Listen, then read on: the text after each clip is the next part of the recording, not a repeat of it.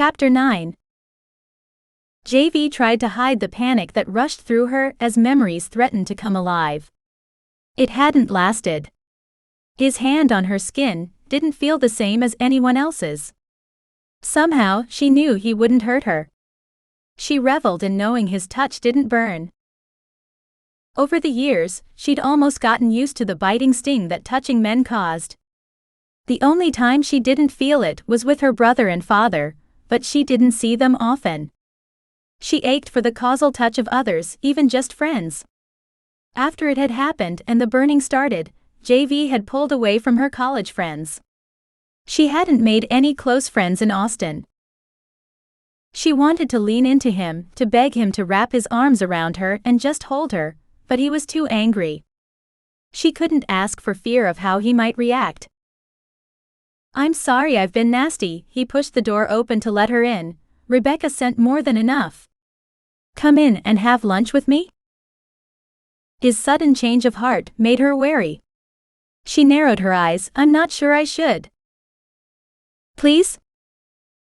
Hopeful that he was warming toward her, she nodded toward a group of chairs on the porch. "It's a nice day, how about we eat out here?" For some reason she was reluctant to go inside. She wasn't afraid of him. She didn't think he would hurt her, at least not physically, but she felt better out in the open. "All right," he agreed. "Do you want something to drink?" "A soda or water would be good," she shrugged. "Here, have a seat. I'll be right back." He handed her back the bag and ducked inside. She sat in one of several chairs scattered along the length of the porch and started pulling out the food, setting it on the table between her chair and another while she waited. "How do you like our mountain?" She jumped as Steve's voice startled her. Looking up at him, she smiled and hoped he hadn't seen it. "I like it. It's beautiful here, a lot cooler than I'm used to, but it's a nice change." Steve frowned for a second, then his face cleared. "You ever move back to Tenaha?" He handed her a can of Pepsi and popped the top on his own as he sat on the other side of the small table.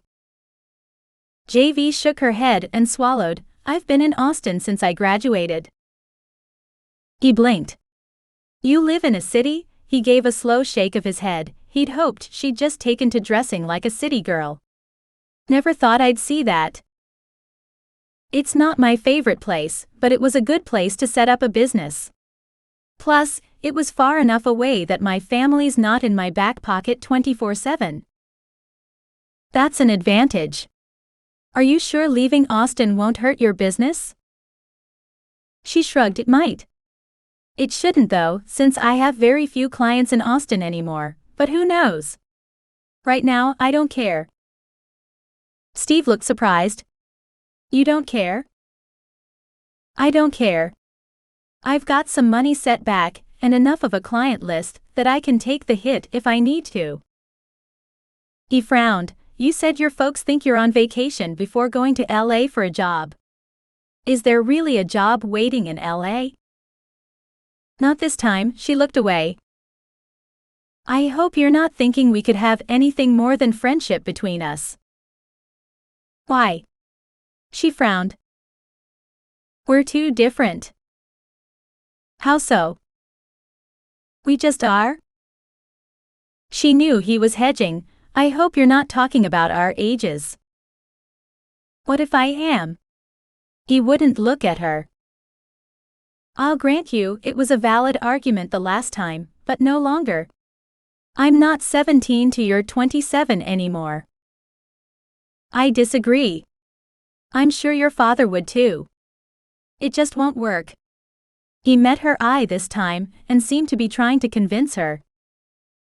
"I think my father's feelings on the age difference would surprise you." She met his eyes. "He once told me that 10 years can seem like a lot, especially when you're young, but the older you get, the less age and age differences matter." "I'm not so sure." He looked away. "Will you at least give it a chance? Don't fight the instinct. Give us a chance to see where this goes." He hesitated. "I don't know.